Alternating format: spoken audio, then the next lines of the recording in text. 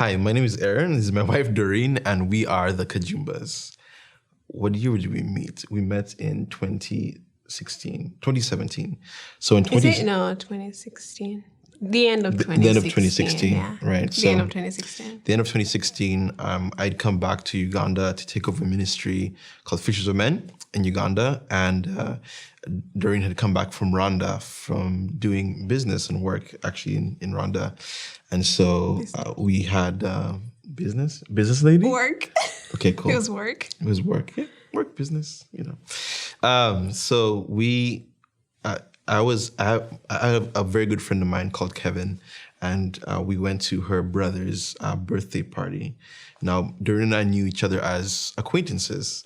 We kind of knew each other by face value because her family went to church and my family went to the same church every once in a while. And so we kind of knew each other that way. So at the party, I had not seen her for a while. And I was like, hey, Doreen, you look great. Good seeing you, back from Rwanda, and stuff. So, and she was like, oh, thank you very much. No, that's not what I said. What did you say? It was just weird because you said you look pretty or you look beautiful, and I'm like, why are you complimenting me? Like, you just met me. It was a little bit awkward. Like, it was just so strange. Like, why is this strange person? Not kind of strange because we really didn't know each other. And so it was shocking for me, actually. That's what it was. I was like, okay. But I was like, okay, means nothing. Move on. Keep moving on. So. Yeah. So at the time for me, it was just a compliment. You look great, whatever. But you can't say that to ladies for not being intentional. Right? Don't just throw stuff out there. You have to it's kind of confusing. And so that would speak to my, not being very aware of how the weight of my words as a guy and whatnot. But at that evening, a friend of ours, again, Kevin, said, hey, Doreen, you're back from Rwanda. Aaron's back from the States. You're single. He's single. Like, are you guys thinking about this? He actually said that to me. So, yeah, Kevin mentioned that to me. Uh-huh. And I was like, no, because Aaron is young. He's younger than me. So he's 2 years younger than me. I'm still younger than her. Yeah, you're still young. Of course he's still younger than me, obviously. Time didn't go back. But yeah, so I was like, no, he's young. Because he's kind of one of my brother's age. So I was like, no, you're young. He's young. So no, I'm not trying to get married or date somebody who's younger than me. It was kind of just a thing that I had at the back of my mind, which was pointless. It didn't mean anything. I just don't know why I had it. It's like a misconception of I never wanted to date somebody younger than me because I thought they were more immature or lesser, immature. That's just a misconception. I'd put it that way. So I was like, no, Kevin, he's younger than me, and he's kind of my young brother's age. So no. And he was like, we'll see. So that was. He said, we'll see when you start talking. No. Yeah. Yeah, but then we did exchange numbers, specifically because she wanted me to take pictures. One of the things I did as a tent making thing was take pictures and video while I was back in Uganda living as a missionary. And so she wanted to take pictures of her and her sisters. And so we had exchanged. It was more like an excuse to get your number. Oh, so you were interested then? I kind of. Things you find out. I liked him, but... As a person, but also there was a little bit of a spark of attraction at the time when we just met face to face and actually talked. So I did have a bit of attraction, but there was more going on that I was like, no, there's the age and there's other things maybe that we'll talk about as we go. So I was like, it was more like, okay, I like him, but I don't know. So we exchanged numbers. Yeah. And I said, can I get your numbers so you can take pictures of me sometime? It's kind of cliche, but it was that's how we exchanged numbers, right? Yeah. And then I texted you when I got home. And you didn't text me back. I didn't text her back. No, I didn't. No. Yeah. So the other things she was saying we're going to talk about are this, that for context, I had actually been, prior to my coming back to Uganda, had been engaged. And I'd broken my engagement because of just process of finding a partner who'd wanted to live on mission, on purpose with me in that context. My fiance had also, at the time, had been to Uganda before. So there's so many things I'd gone through, like emotionally. And so I was very much so in a place where I did not want to be in a relationship, but just to get to know people and to make friends, make relationship with people and get to know them in that context. So I think I was also maybe a little insecure in that, because there's no reason why I should not have texted her back. But I was very much building up a wall of like, let's wait and let's push back. So yes, literally 2 days. She would text me, hi. And I'd be It like, wasn't 2 days. It was just like maybe the next day, much later in the day.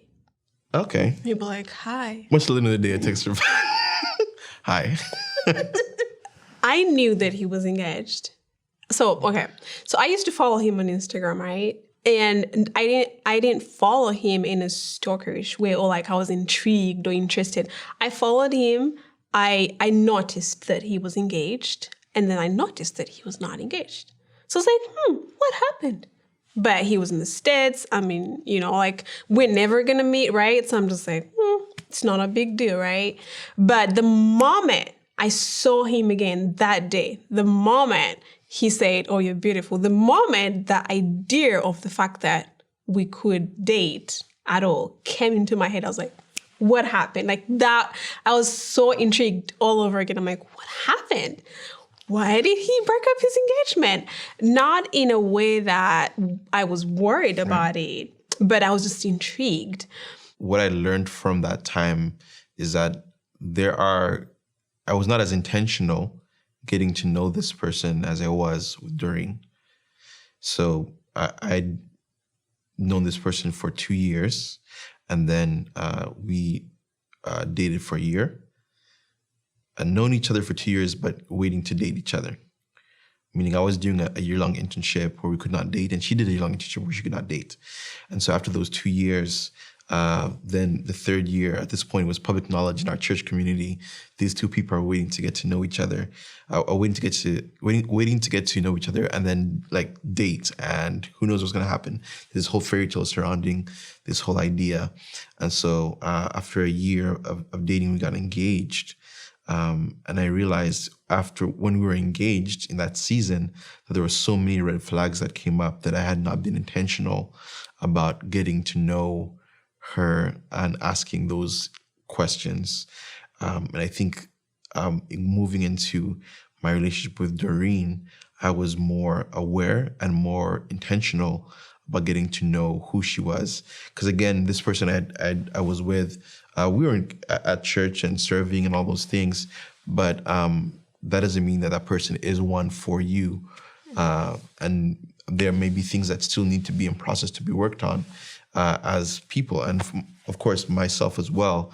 And so coming into our relationship, I was more intentional getting to know who she was, and also being very open about my life and who I was, where I came from. Not to say this is me and I don't change, no, but to share my current position as far as my heart, whether I had or had not been hurt, whether I had or had not been promiscuous, whether I had or had not just done who I was. Basically, I was trying to be as open as I was, in hope that there was more clarity reciprocated from her. So that's kind of where we were, at least at that time. And when we actually did the photo shoot, I think it was about a month or two later on, the end of that year. That was it around November? October. So we met around September, right? Right. And then I think we So did November. the shoot. I think we did the shoot in November. You're right. Yeah, you're right. So in November, we ended up doing this photo shoot with her sisters, and it was so interesting because it was at that moment that I began to see her, to really see her. So we'd had a few conversations back and forth, you know, and so I was getting to see, at least to hear her character and to... You should say the raw way. You're putting it more professional. You should say the raw way. What's the raw way? Like when you saw me. I saw you. Yeah. And then what happened? The veil was removed. It's like, it was really interesting because he wasn't texting me back, or, you know, he was just like being very distant or like not interested, right? So I decided, you know what, that's fine. I mean, I liked him, and the age thing was kind of like, okay, he's mature. He has been engaged before, so he knows what he wants. It's not like his age doesn't determine the level of his maturity, right? But then there was another thing that I was very kind of had my reservations about, was more of how he presented himself in terms of like just how he presented himself, like, how do you put it? Like presentation, or like personal presentation in terms of how you dress, like just basic things that If you can't tell by the time you're watching this video, if you see how well she's put together. So he was... But I was living like... He's a real bachelor. Let's just say it that way. Like there's nothing wrong with dreads, but I had dreads and like this long, and I had... I wear more t-shirts and jeans, kind of a thing, and you know, it's like sandals, which is fine. But for a person who had the responsibilities that I had and whatnot, maybe did not fit that to some degree. Some people might look at those pictures back then and be like, "That's fine." So it's more of a California casual versus the culture is different in Uganda, and so there's a little more expected of. Ministers and how they dress and stuff like that as well. Let me correct you. It's not really ministers and like wanting you to put on a shirt and a tie and whatever. It's more of, if you wear a t-shirt and a pair of jeans and sneakers, just have it like, let it be neat and clean. Like not just like imagine like washing a t-shirt, right? And then just taking it out of the washer and not drying it for you to like stretch out and just be neat. This roast.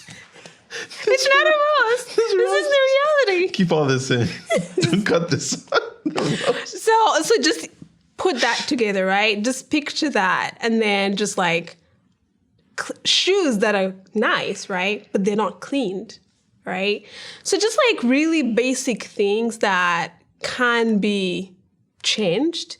But for me, it was just like, I don't want to deal with this. Like, this is too much. Like, I don't want to be the one who tells him, oh, you need to get your shoes cleaned, or you need to like iron your shirt, or you need to like put on some clean pants, just because you're like going around and shooting, doing a lot of photography and video work, just you know. So it was more of like here's the way to say it: functional. I dressed more functional. Oh no, it's not just about being functional. Snap, it's roast. No, it has to be real. It has to be real. So for me, where I come from, where there's this expectation of you have to be well put together.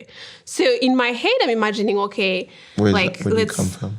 Oh, I come from Rwanda, where we care so much about presentation, like just presentation in terms of like how you appear physically. I don't mean like spiritually, or I mean like just showing up, you know, to a party, showing up to the culture is more like put together. So for me, I was just thinking, okay, I was just like thinking ahead. I'm like, okay, say we start dating, whatever. How do I take him to my father's house? Like, just like, he's just like everybody's going to be looking at me and thinking, you're crazy. Like, what's going on? Who's this guy? Who's this guy? Is he like homeless or what? Whoa. Okay, just cut that out. Don't cut that out.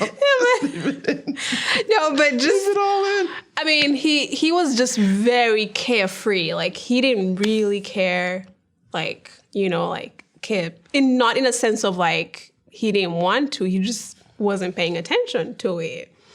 He was about the gospel. It was about the gospel, though. But yeah, so then anyways, so fast forward, we start talking after the shoot. And I'm like, okay, so now you're talking to me. Okay. So now I start thinking about it in a more real sense. Okay, this is happening. He's talking to me. So we start talking. We start getting to know each other. And we then, and then very fast, like everything happened very fast after that. Mm-hmm. So I invited him to my home, my parents' home, for Christmas, him and his brother. And then, so we started talking, like on Christmas Day, there was a moment where we just like, we were in a circle of like friends and family, and it was just me and him talking, like everybody else was not there. We were just like talking. So it was getting deep and we were connecting. And then we hung out again at our house on New Year's. Well, what happened was, yes, you did invite us over for Christmas. And then we had, because my brother and I were we'd come back to Uganda. So just my brother and I. So she invited us over for Christmas as enjoy Christmas with her family. A few friends. That was a hidden agenda, but yeah. Oh, there was a plan. There you go. There was a plan. However, her sister invited us back for New Year's. I didn't even know that. And she didn't know that. I didn't even know that she invited them. So it was, because New Year's, sometimes we'd go to church. There would be like an overnight praise and worship. That's kind of the culture back at home for New Year's. But that New Year's, we didn't go. We just decided to have like a campfire kind of worship thing in our compound. And so one of my sisters invited him. And then so in the evening, I'm in the house and she's like, oh, Aaron is here. I'm like, what? Who invited him? I didn't invite him.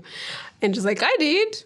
I'm like, okay, all right. So then we did like an all night kind of thing at our house. And we did all night prayer and worship questions, and doing that whole evening, she was asking very specific questions. Yeah, so that was really interesting. Questions. So I was like asking questions I was using questions, like asking questions generally, because there was like a number of people, friends, and it's a bunch of young people. Yeah, young people. Basically, my get to know people in communities. We're trying to tell you, okay? But then I was asking my questions, like questions I wanted to know about him.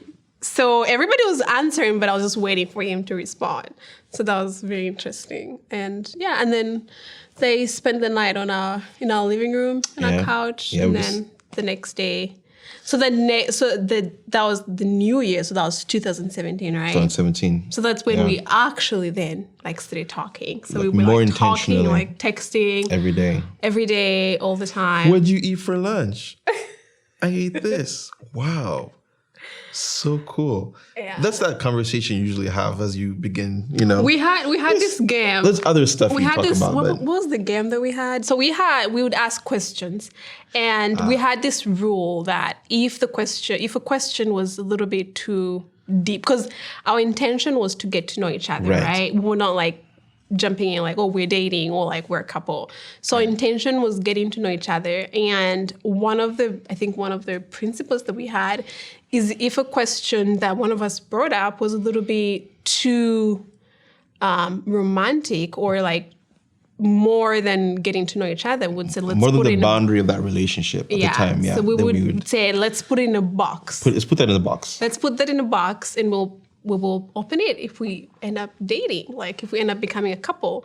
And the reason we did that was because we didn't want to jump the line in a sense of like moving from not being in a relationship and then assuming to be in a relationship because of some questions that you have conversations about, to, okay, now we're not working out. And then it just kind of like brings up a lot of like baggage that you leave behind.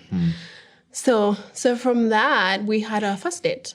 Yeah. So in our conversations back and forth, I recognized that she wanted to hang out and watch a movie. So I was like, you want to watch a movie? He was being slow. And she was like, yes, I do. And I was like, she's like, how'd you know? I was like, the Spirit of God, of course. Well, I asked him if I told him about this movie that was at the cinema, and I was like, oh, this movie, and he's like, you want to go? I'm like, of course. Like, come on, get a hint. You're being slow, but it's fine. It's all good. God's grace. The roast. Anyway, so we go watch this movie, and I think I'd actually been trying to avoid, because of those boundaries, not to be out with her, even though we were having those conversations. And so when we went on this date, watched the movie, had ice cream after, and I had the conversation. I said, I don't do this typically. I don't meet with ladies one-on-one. To which her response was like, what do you mean? Like, I'm a lady? Like, what's going on? And she's like, well, I let her know. I said, I want to get to know you with the intention of marriage. I want us to be able to have, that clarity and understanding moving forward. Like, this is what I want to do. And she said, well, I'm interested in you too. And so, yeah. That was very profound for me because I had only experienced in a culture where I would go out on a date with a guy and basically I'll be led on. Like, it would assume or seem like we're going somewhere in a relationship, but then there would be no clarity in terms of like articulating like, okay, this is what's happening. We're not a couple. We're getting to know each other.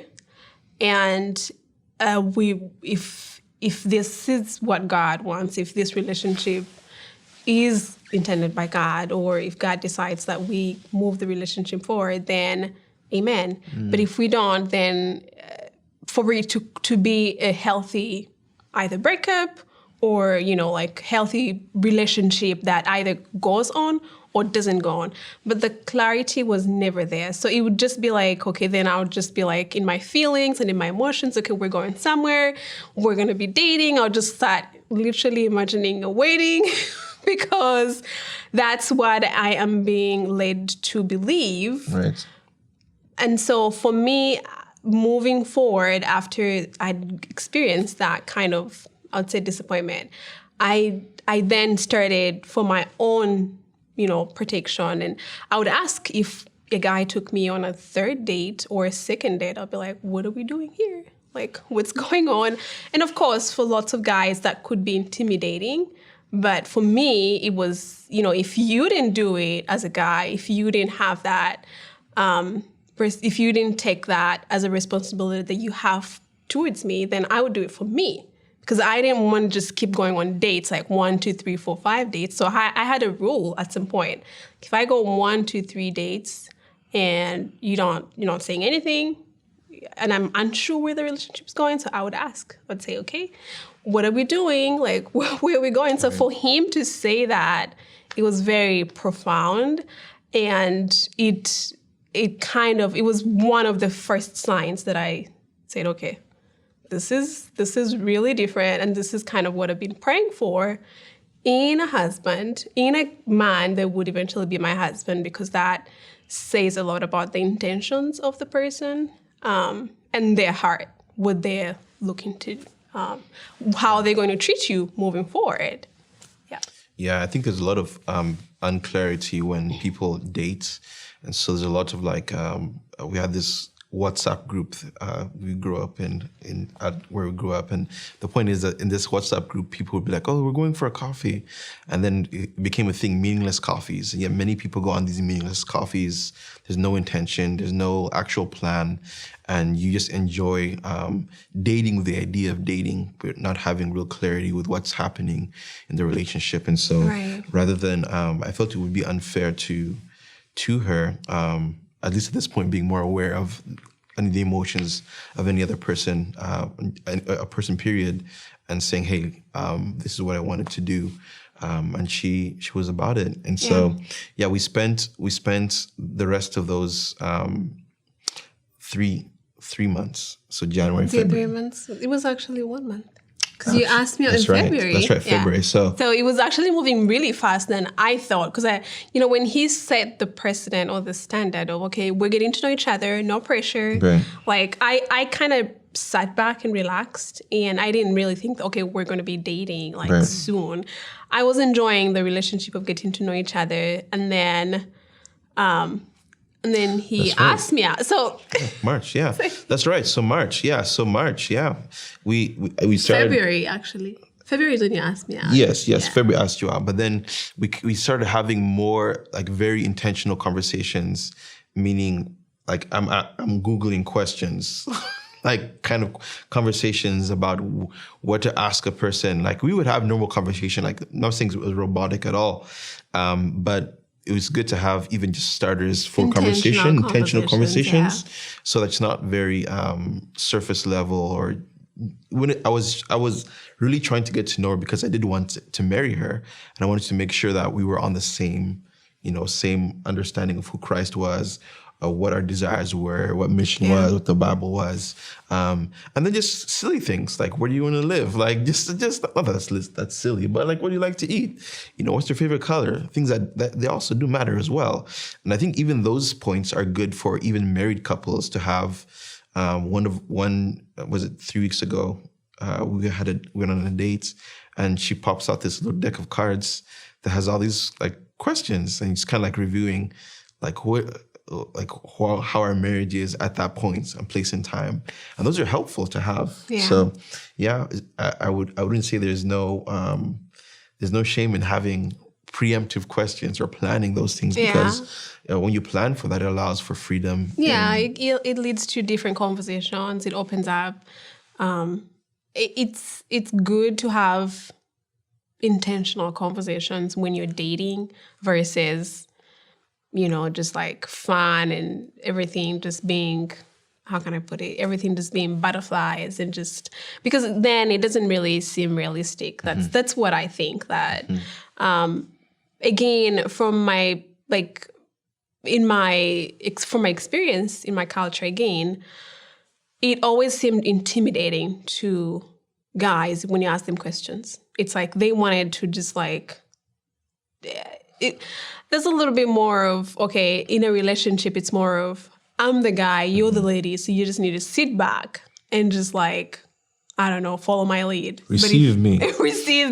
I'm just like, okay. But this is a relationship. Like, that's how I viewed it. But in my culture, it's a little bit different. So I struggled with that.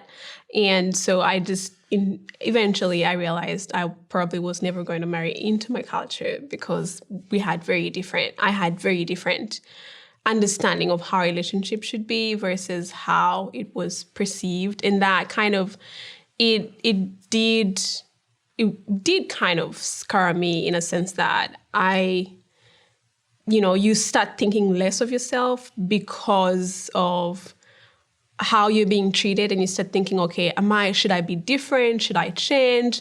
And you start kind of losing who you are and who God has created you to be just because of certain cultures, certain ways of your culture, or even community, or just like the people around you and how or what they are speaking into your life, or how things are perceived or presumed to be in a whole sense.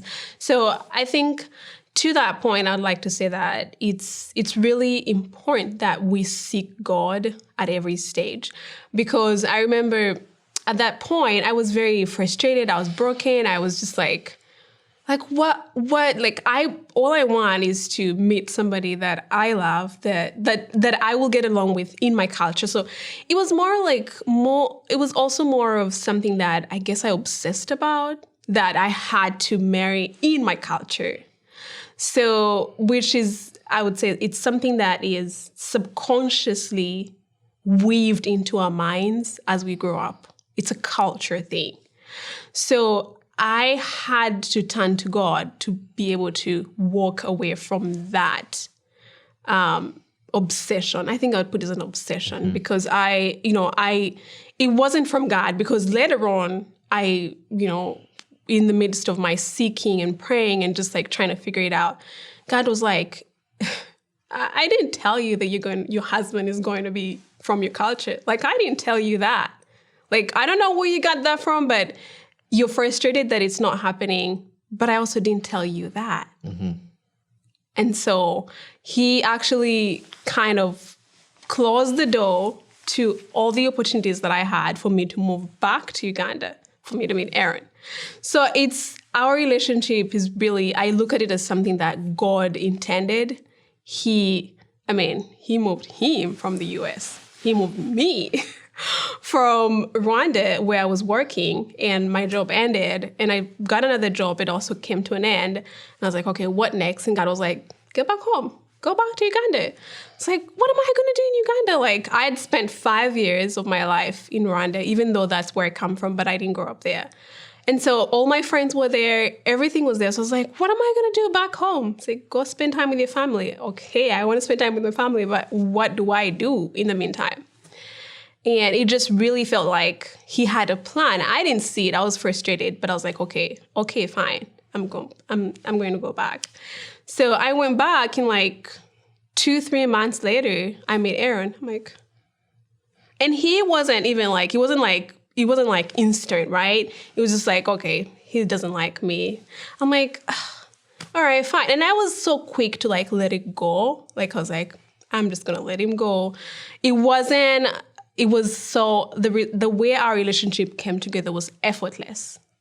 And I think that that's really important, that we shouldn't fight for a relationship to happen in our own strength and in our own doing, because then it's like, okay, it's likely that we're doing it in our own power. And that's to relate to all the relationships that I had been in prior. It was more of my effort. It was more of, I want this to happen. I want this to happen. It was all for my reasons. But then with Aaron, most of it was not like, I was like, I kind of like fought back on it. I was like, I don't want that.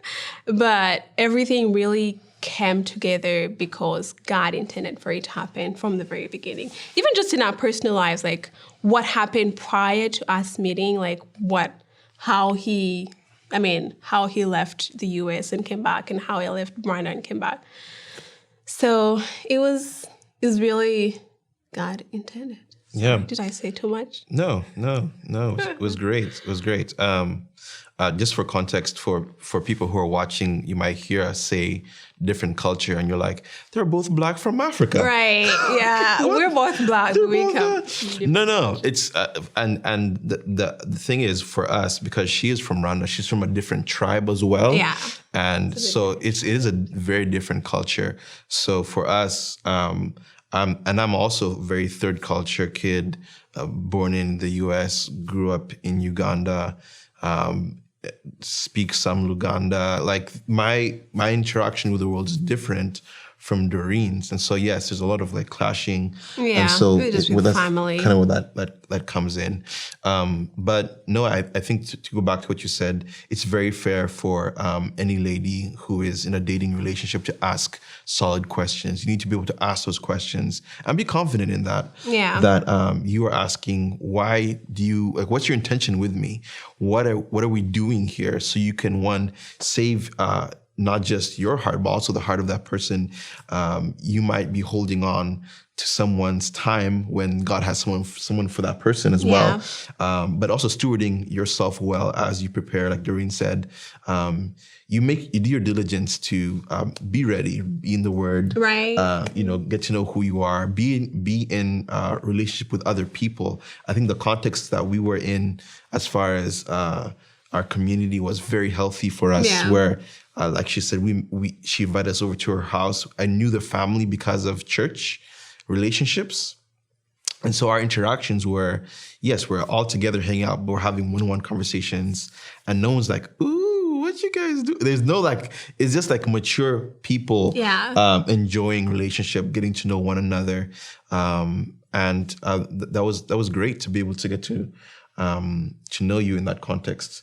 And so here we are now as a married couple, and we still now being in a new community, are going to get plugged into that space as well.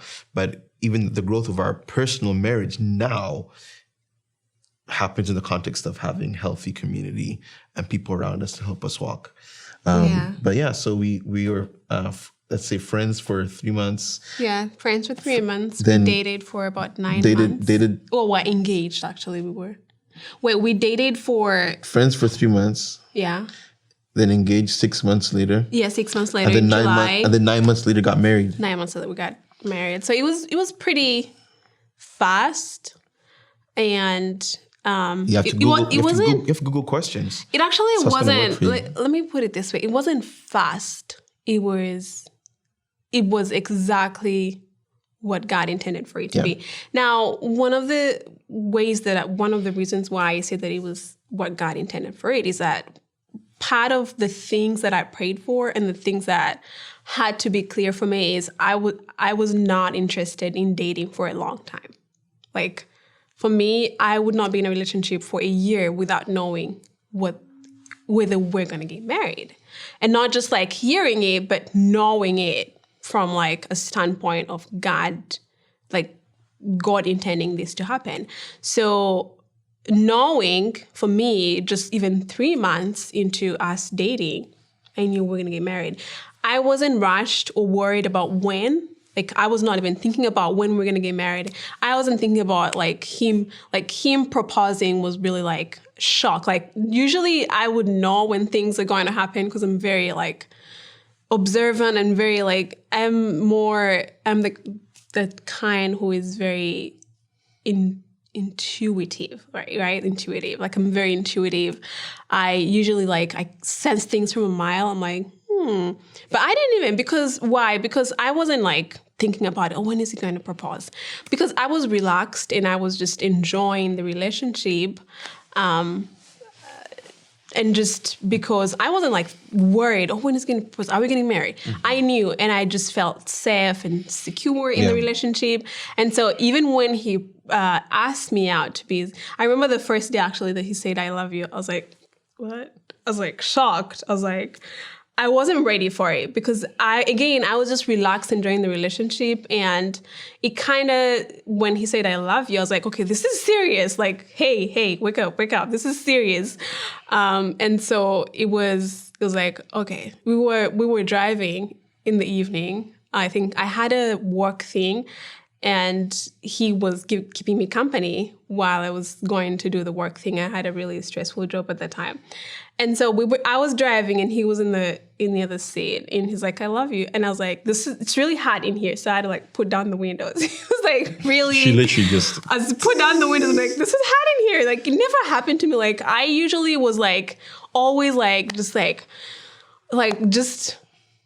being like waiting and like being so like, I don't know how to put it. Like, just, I was always kind of the one who was moving things forward. So the fact that I wasn't moving things forward because I was just laid back, enjoying being pursued. And that's something that I had not experienced. And that's something that I pray every lady should experience, being pursued and being met. Is that correct English? Being made to feel that they are worthy to be pursued. That's I think it's the most, actually I do reflect on it now. I really didn't think about it then, but reflecting on it now that's what I felt. I felt secure. I didn't feel like I had to prove myself to him, that I had to do anything more. Like I was enjoying to be myself, me, with all my flaws. Not that I was perfect or I'm perfect, but I was just safe and secure in being me and not having to question myself, or should I say this? Should I do this? And so then, and then he proposed. Yeah. And I was like, whoa, this is really happening. Yeah. Hold on. Yeah. I think the value of having clarity in a dating relationship is that it does create that safety. Yeah. And also sets a standard for how you're going to live moving forward. Yeah. Not saying that people can't change to improve or decrease as they grow, but to be able to set a standard and to create a place where it's safe for one to grow. And I always talk about marriage or any relationship.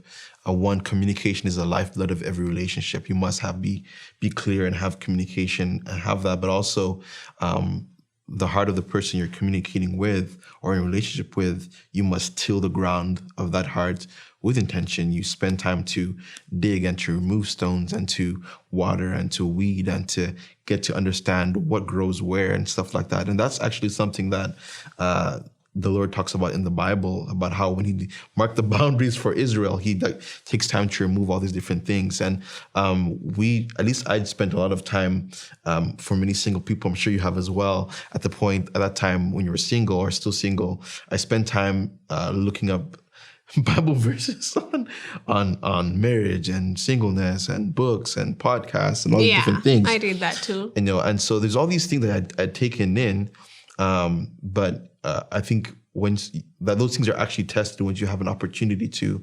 And so to create a place of safety for someone else so we could have clarity was one of my goals. And so it created a space for me to know as well that I didn't have to be anything as well. I could just be myself with all my unironed shirts and all those things. Yeah. So before he proposed or within the relationship, so when we started dating, like we say, when we became a couple, now, like I said, it became serious. So I'm now thinking about it. Hot couple.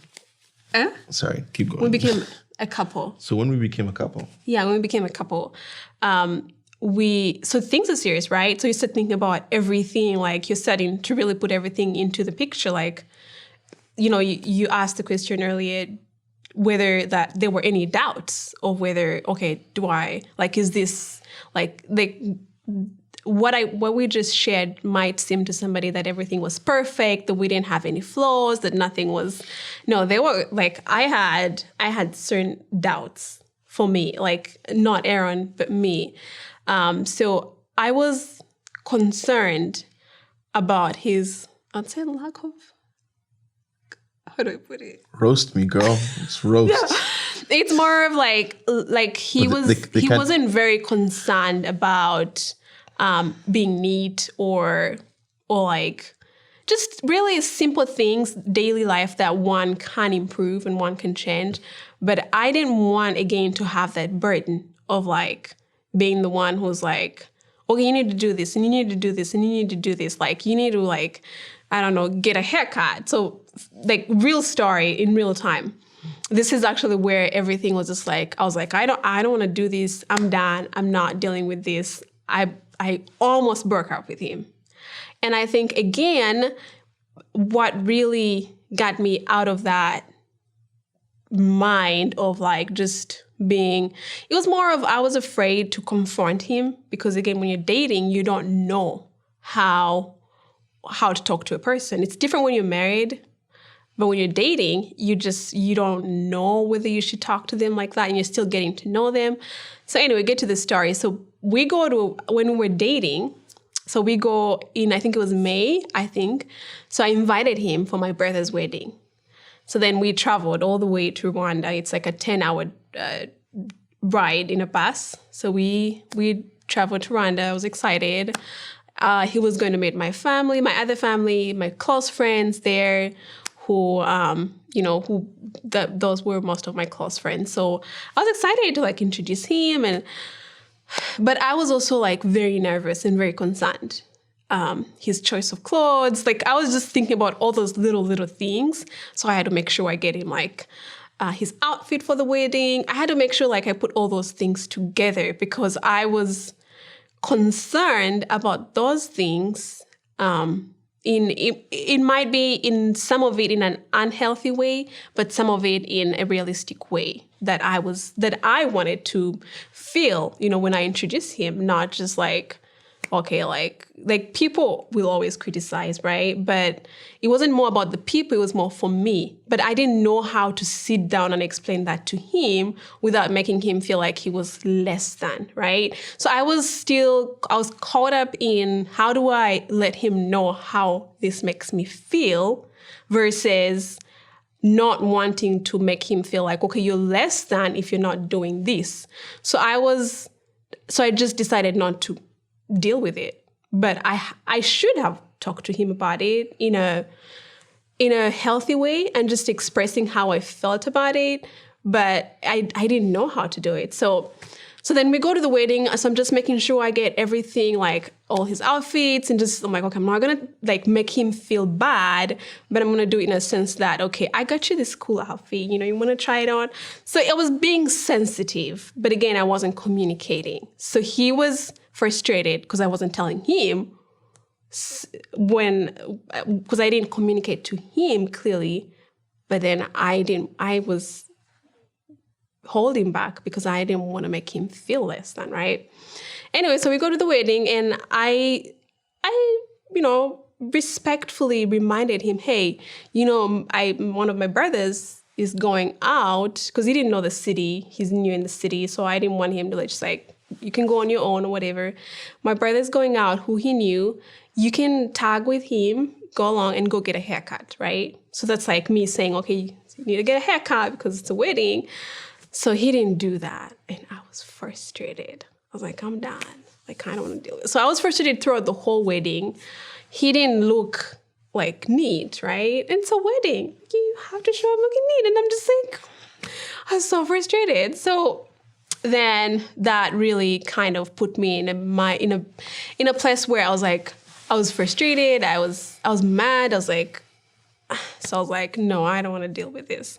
So my best friends was they were like, what? Why are you you seem mad? You're not talking to your boyfriend, whatever. What's going on? I'm like, I'm mad at him. This is this and this and that. And they're like, stop being mean. Go talk to him. Go be with him. So I was like, because I was just I was in a whole other country. He was in a whole other country, with no one I knew. So that was kind of selfish and mean, but I guess, we were, everything blood. was new, right? It's covered by the blood. Everything was new. We're navigating this new relationship in a new country for him, in a whole different environment, different emotions and feelings and things. So then that was really kind of brutal. But then, so I decided, okay, I'm not going to deal with this, so I'm going to break up with him. That's what I decided to do. And then I talked to my best friend and my friends, and they're like, it's important to have really, really great people in your life, friends. It could not be close friends or best friends, but just people who you can bounce things off, and people who you trust to tell you the truth, right? So when I spoke to my friends about it, they're like, come on, quit. What do you mean? You can just talk to him and about it. And I'm like, no, I cannot, because I don't want him to feel because he's not neat. And that I was just not wanting to hurt his feelings. And so I was willing to let him go just because I didn't want to deal with it, right? So then after we came back, I told him I needed time. I needed space and time. And he did not give me time or space. He would just show up at my workplace. You need to stay away. So then he never gave up. He just kept coming by. He would bring food and flowers. And I'm like, I need time and space to think. So again, because this was a relationship that I knew from the bottom of my heart that God intended for it to happen, I was willing to lay my pride down, because I'll call that pride, and not wanting to fess certain things, pride, or just it's uncomfortable to talk about certain things. At least that's how I felt. But I guess I did take time and pray about it. I prayed about it, went back to my drawing board where I had all my non-negotiables and my negotiables. So I always had a certain things that I would say, okay, I cannot negotiate about this. If somebody's going to be my husband, I can't negotiate about this. Now, this was new to me because I never experienced it before. It's how do you deal with this? So I had to go back and just look at all those things. And he did have everything from my non-negotiable list. And on top of that, all my family was rooting for him. All my friends were this cannot be a mistake. This is how God confirms when somebody really is meant to be for you, when he intends for somebody. He was very caring towards my family, my friends, kind, all the things that I desired in a husband. So I had to go back and get some sense with the help of the Holy Spirit. I got this, the Holy Spirit gave me this brilliant idea. And I said, okay, you talk to him. And if he responds with like, maybe he's offended by it, or just like he doesn't understand why, or he feels like it's not important, then it would just be like, okay, that's not happening. But if he responds in a sense that he understands where you're coming from, and of course, with me having to say it in a loving way, right? Did I say it in a loving way? Was it loving? It was loving. Come on. No, I took some time to think about it and to pray about it. You did. Amen. Yeah. Amen. Anyway, so that's how we resolved that issue. And then we're happily ever married, right? Right. We had a conversation. We talked about it. He apologized, and he was willing to be more intentional about working on it. Yeah, like I said, communication is a lifeblood. So I was on the other side of the emotional spectrum, not knowing what's actually going on, not knowing what's happening. And I made efforts again to be clear and to communicate. So I was not understanding like, what's actually happening in this space. Yeah. And so when she said, I would hope you would pay more attention to how you dress and things like that. I was like, okay, that's fine, and here we are. And then after that conversation, actually, he showed up on one of our dates wearing a tie. And I was like, oh, that's right. Yeah. So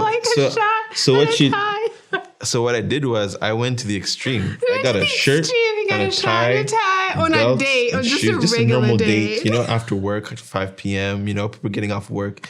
And so I showed up to pick her up, in my tie and my, it was great. Suzuki. This is my Suzuki Vitara, which people don't know that car in America.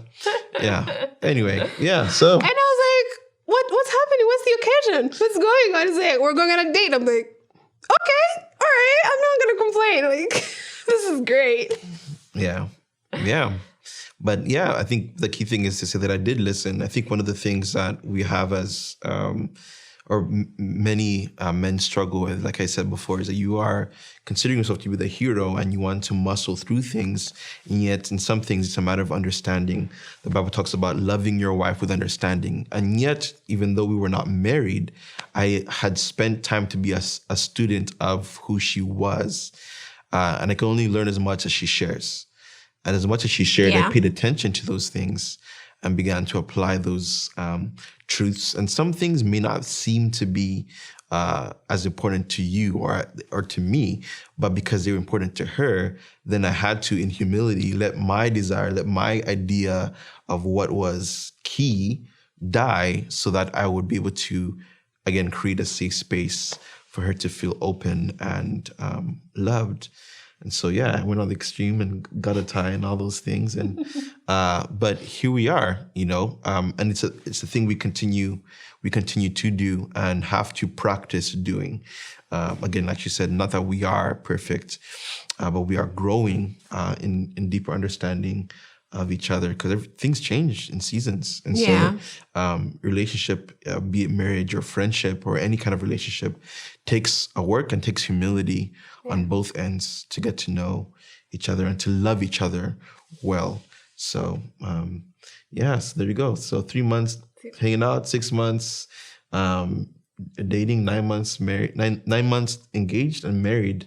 And it's been an interesting kind of a journey for us. In my time being back in Uganda, I was asked to come back to the States to help build structure for discipleship. The church then sent me out. And so within that whole transition, we got married in March 23rd and moved to the States in October. So we had not necessarily been married for what people would call the year off of ministry or had like a honeymoon specific time. Our wedding itself was a miracle, which is a whole other could be a whole other video, how we were able to pay for our wedding and got 75% of that money back from all from the service provider that we paid for the event and all these things. I had a very really wonderful wedding that basically the Lord took care of. but we ended up coming back to the States. Yeah. And I've had 3 years where we are continually growing and understanding, and yet it still feels like it's year one of getting to understand and getting to know each other. And last night we're talking about, hey, we're making adult decisions. We've been married. We're talking about finances and things, money, and yet we've stuff. been married 3 years. And the point being that you must continue to be a student of one another and get to know each other, get to know people, get to understand them, and never stop. Because how else will you be able to say that you truly love someone unless you spend time getting to know who they are and how they are? So, yeah. I think the first year was really, we really didn't have time to think about it. Wait, after our first year of marriage, she goes, I realized after this first year, I didn't really love you. Oh, no. And now I love you. And I was like, what do you mean? No, but what she was saying was, she really understood how much she valued our relationship and the depth of it. And like I said, you really get to know each people through time and spending time together. And I think for us, it was more about, in any relationship, but especially in marriage, is a commitment. You commit to each other. You are literally a love slave one to another. Your competition is not with each other. It's one to exert love over the other person. And so in that time, like, we really got to know, because we went through a first year of really rough, not marital issues, but external issues. Pressing in on ministry really, and whatnot. Mostly. But in that time, because we were now spending more time communicating and praying with one another, we were able to hold fast through things where I was weak. She encouraged me, and I was able to do the same with her. And it was just a grace gift. And so after that first year, it was like, hey, it was more of a confirmation. Hey, I really love you. Yeah, actually, that's what it was. I really love you. I think that, honestly, if you make a decision to marry somebody because you think or you feel that you love them so much before you marry them, and you say, okay, I love this person so much. And there's nothing wrong with marrying them because you love them. But it's more important that you marry them with a commitment that you are going to see each other everything through, like the bad, the good, the tough, because that's really what it means to love somebody, not just the feeling of like, oh my gosh, like I can't stay away from you. Like I want to be with you every day. You can. I can't stay away from you.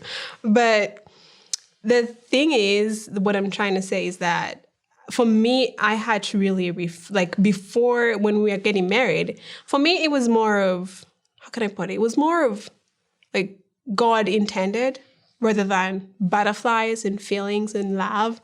But then as we grew to get to know each other, spend time together, it was more of, it was not usually what people say that, oh, the first year is like hard. I mean, it was hard for sure because we fought a lot.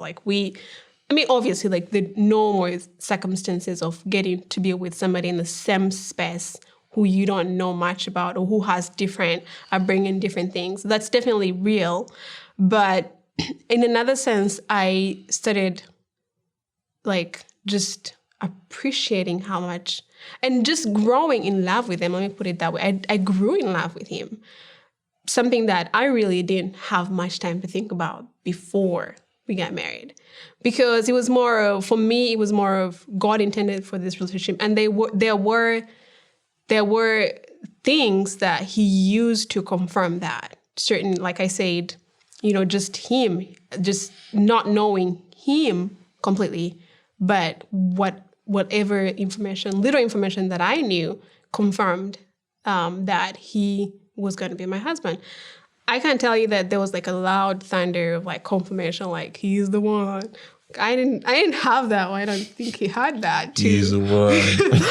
But it was more of like just the community, just all those affirmations and confirmations and different things, and just in your heart, between you and God, like just when you're being genuine and real and honest and choosing this person, not because of like materialistic things, or just like making sure that you're making a decision to marry this person because marriage at the end of the day is ministry, because this is something that is going to give glory to God, not to you, not because this man is so handsome, which he is, but that wasn't the reason really that I married him, honestly.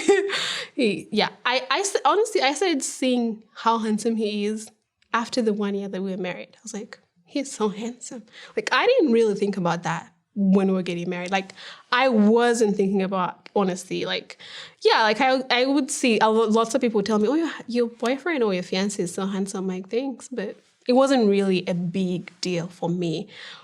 And so with all of that, it's really important that you make a decision to marry somebody because it glorifies the Lord. Because at the end of the day, that is a ministry, and you want God to use your marriage and your lives to give his name glory, not because you want to have cute babies or because this. I mean, that's all just... It's okay. That's all great, and it's all a plus, and all like just it's a blessing, right?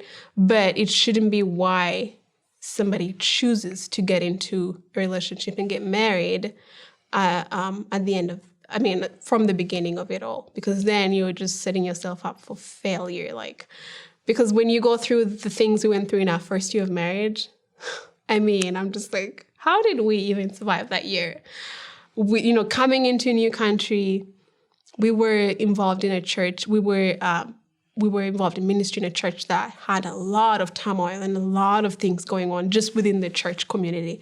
So just being able to survive that and still have a solid relationship as a married couple, that's like just, it's just God. I'm like, how did we even do that? Like, we were barely months into marriage.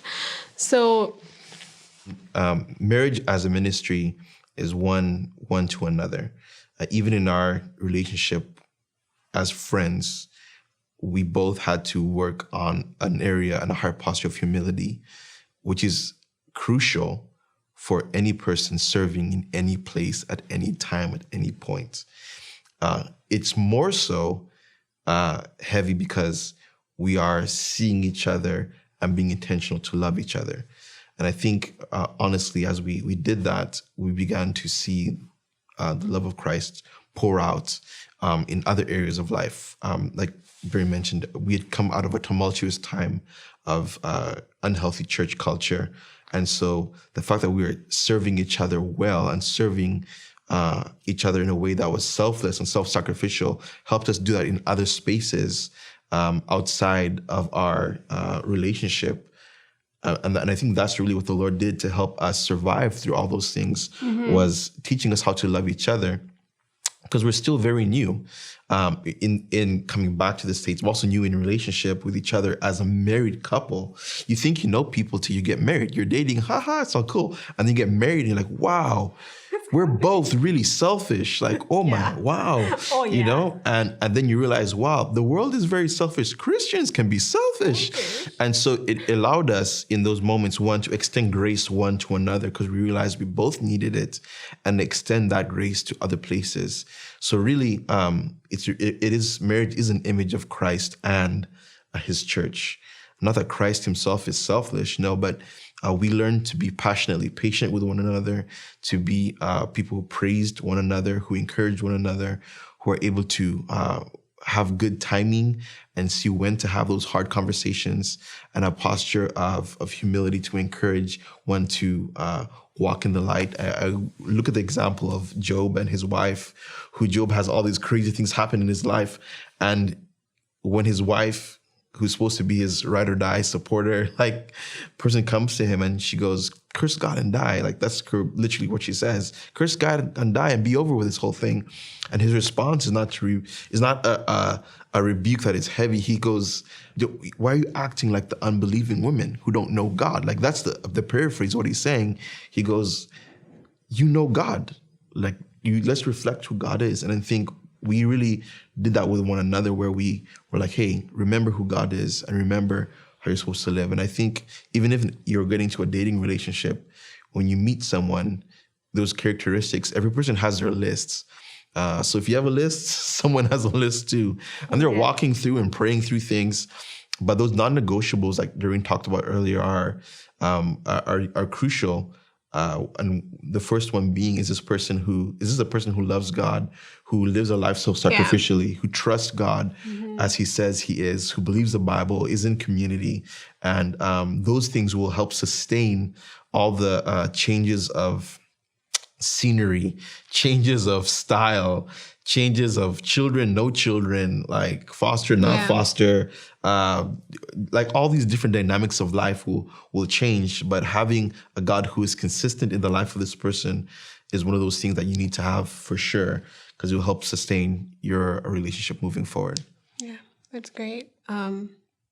So for me, there's certain things that we would have conversations about, and I'll be like, why isn't this changing? Like, I'm impatient. He's very patient. Well, sometimes he's impatient, but I want things to like happen fast. Like, if we talk about this today, tomorrow it can't happen again, right? So I'm the kind of person, like, if we talk about this today, tomorrow it won't happen again. And I was looking at it from more of a selfish point of view of like, I want him to like do like, okay, say for example, simple things, don't leave your towel on the floor, right? That's like simple, right?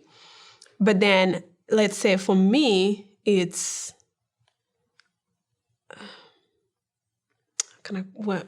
tell me one thing that you were frustrated about. It's hard to criticize yourself.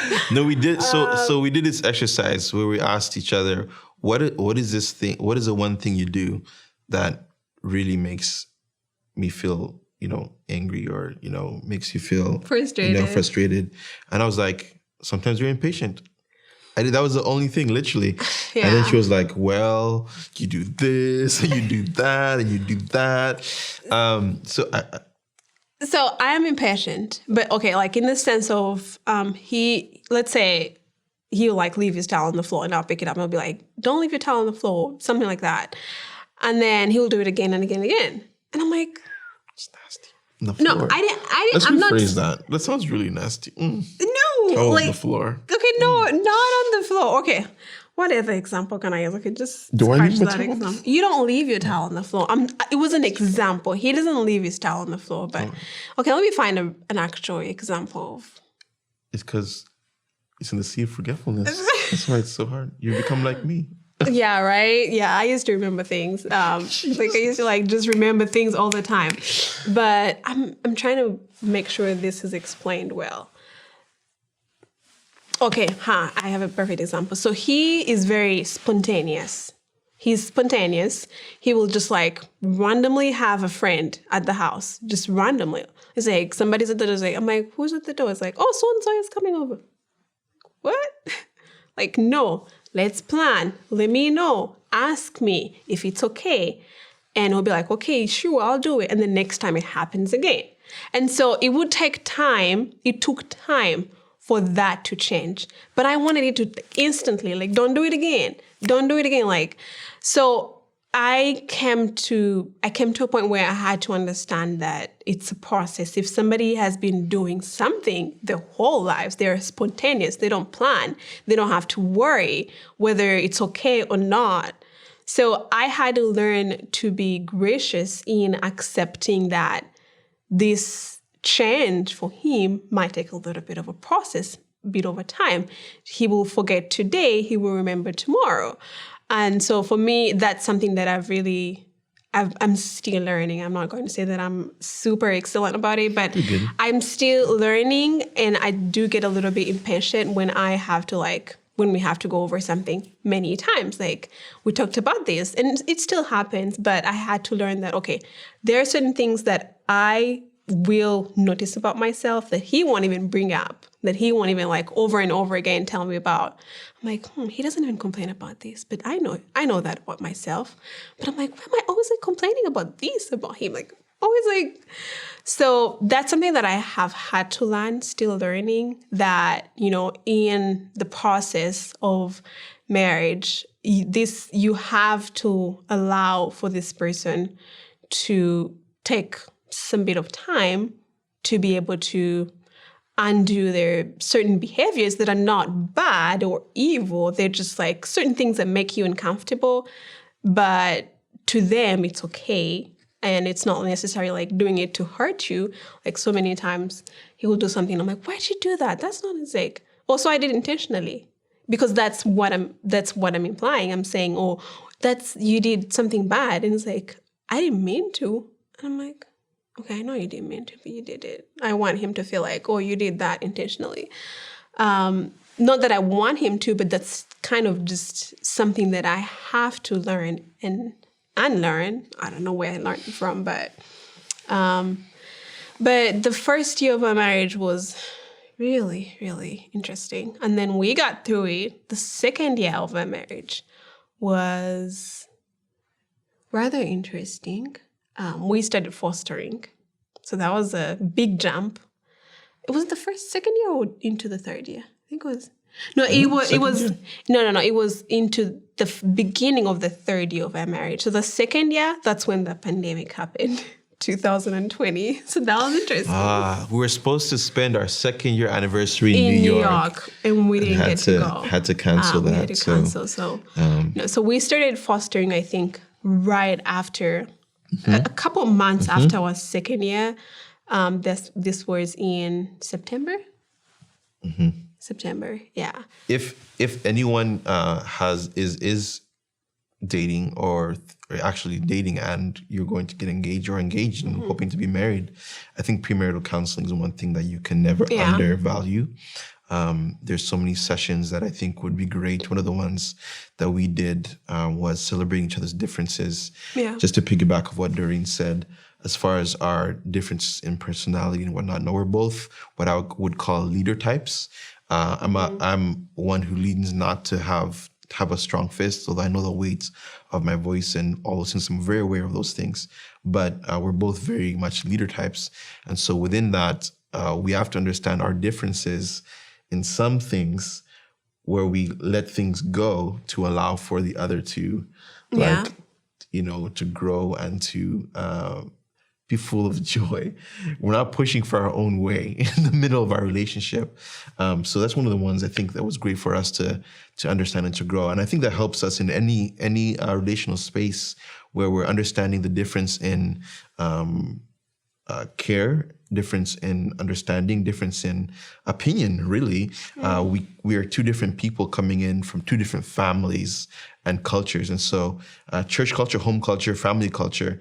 And so being able to spend time to understand each other is key, was key and still is key for us in our relationship. So yeah, premarital counseling will do a good one. Yeah, premarital counseling is very key. I would agree with that. To some extent, I would say that as young people, now reflecting back when I was single and when I was in church doing ministry, I really had this, I would say, desire to get married to somebody that I could do ministry with in church. Now, I was taken advantage of in many ways with the man that in the church, like church men, right? So I experienced a lot of hurt, a lot of disappointment, a lot of being taken advantage of in different ways, even abused in some way. Because when we're in the church setting, I guess, as a young person at that point, you kind of assume that everybody in the church is a safe person, is is perfect, you kind of assume that everybody in the church is perfect, safe, and therefore you don't really need to do a lot of like talking or asking these hard questions. So you just think that this person has good intentions. This person is a Christian, therefore this is how they're supposed to be. This is who they're supposed to be.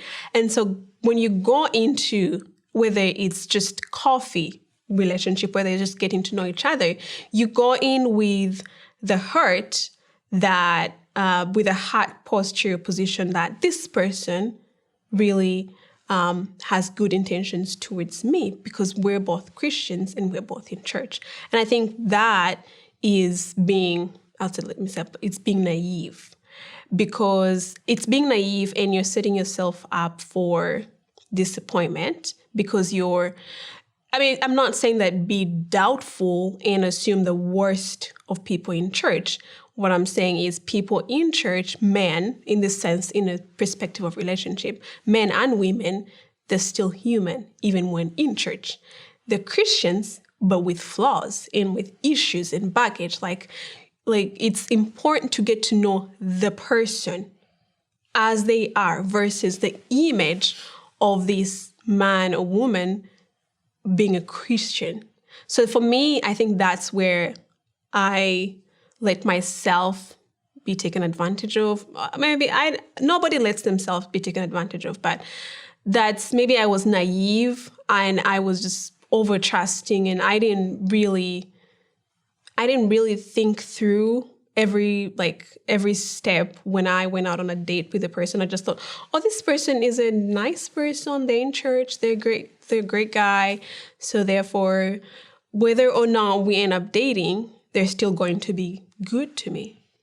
But they're broken people in the church. They're people who have bad intentions in the church. And so I would say that it's important to see a person as a person, even though they are Christians, and some of them are not Christians, unfortunately. They just wear the title of being a Christian, but who they are is not Christian. And so there's a difference.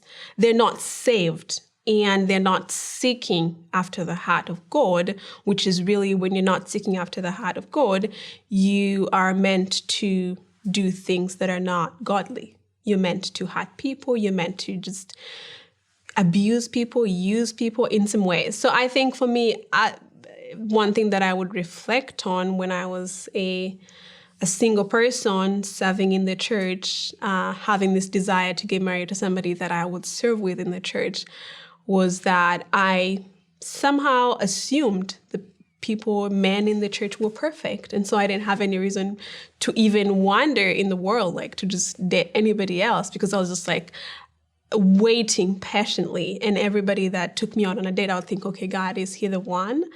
And so in that process, I might have even just misunderstood people in some way, because maybe I had way high expectations.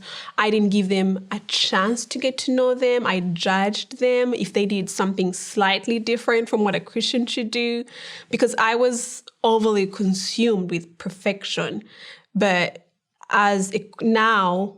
knowing what I know and after I've grown, I think it's important to see somebody, to seek for their heart, not just what they possibly might do here and there. And it all comes out in depending on how you've been raised. I was raised to just know the do nots over Christians and not to understand the person and their flaws and who they are, even as a Christian. So it depends on so many other things, but just to make it simple, is that when you're meeting people in the church, it's not a surprise that you might meet somebody who is a Christian but not a Christian in the church. So for me, that was a big disappointment, even dating in the church, that at some point I decided I was not going to date any other guy in the church because I was tired of like just the back and forth, just the failed expectations, just the, I'm like, what? I was like, I'm done with church guys. Tell us about what happened then when you dated outside the church. I did. I ended up dating somebody who was not Christian. So at that point, I was truly disappointed. I was truly disappointed with men in the church. I was disappointed on so many levels.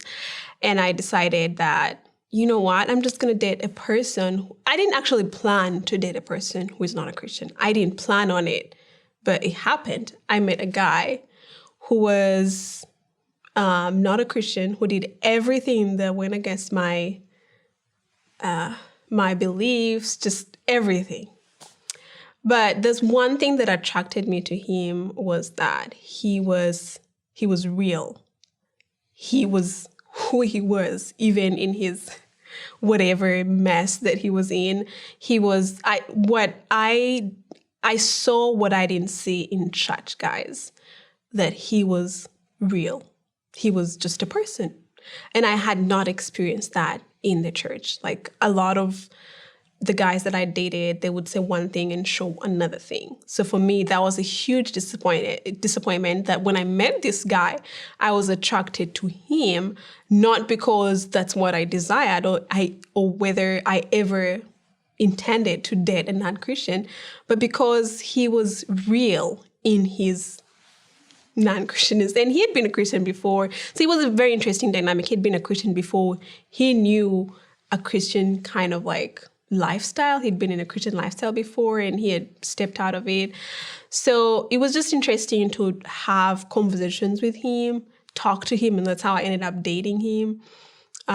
So yeah, that's what happened. I ended up dating. It was really brief. It was just for a few weeks or a month maybe. And I was like, what am I doing? This is crazy. Like, I shouldn't be doing this. So it's very interesting. I prayed. I said, God, you know what? I have messed up. This is not what I should be doing. This is crazy. I certainly have all these feelings for this person. I know I should not be dating them because this is not what you want for me or what I even desire for me. I'm just caught up in these feelings. All of a sudden I'm in love with him. Like, this is just crazy. And I said, God, please take him away. Like, make him disappear. Like, I can't bring myself to break up with him because I don't have the strength right now. I just want to be around him. Like, he makes me feel good or whatever. And I said, you know what, God, take him away. Please take him away. And I didn't even know that God could do that. Like, I didn't think about it really. But I kid you not, a day or two later, he ghosted me. Like, he disappeared. Like, he just went off. Like, he never texted, never did. I was like, what? Wait a minute. So I prayed for that to happen, but I was like, what happened? Like, he just went. I was like, so I started texting him, like, talk to me or whatever. And in the back of my mind, I'm like, but you prayed about this. But again, it taught me that even as Christians, I think it's one of those experiences that God allows you to go through so you can fully understand that you are, even as a believer, even as somebody walking with the Lord, you are still flesh and blood, human, and you're still going to have to fight and resist temptation and be able to make conscious decisions to make decisions that are glorifying to the Lord and not just out of your own flesh. So that's a really interesting experience that I went through in my singlehood. And so it's very, now that I talk about it after I realize, okay, it happened for a purpose. Maybe one day could encourage somebody who might be going through it. But yeah, so I didn't, sometimes when we go through things like that, you might feel like, okay, I can never go back from this. I could never, like, how am I ever going to go back? And then end up, finding a godly man or whatever. But to me, it showed me that even in our weaknesses, God is right there. You just have to call on him. You just have to let him know and tell him, okay, this is what's happening. This is what I'm doing. It's messed up. I messed up. But hey, I had never been through that. I'd never been in such a place because I was raised and brought up to follow the Bible, the do's, the don'ts. Like we